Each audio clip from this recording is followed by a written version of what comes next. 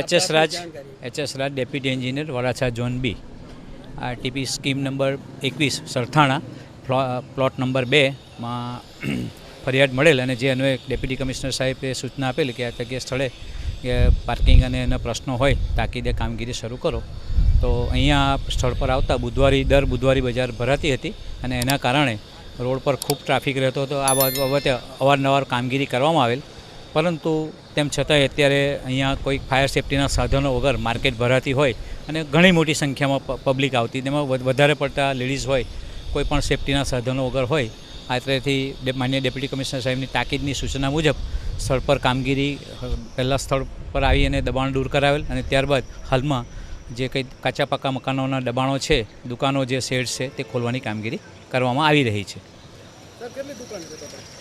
અંદાજે 60 થી 70ની વચ્ચે દુકાનો છે, અલગ અલગ સાઈડની દુકાનો છે. એમાં અમુક ગોડાઉન પણ છે અને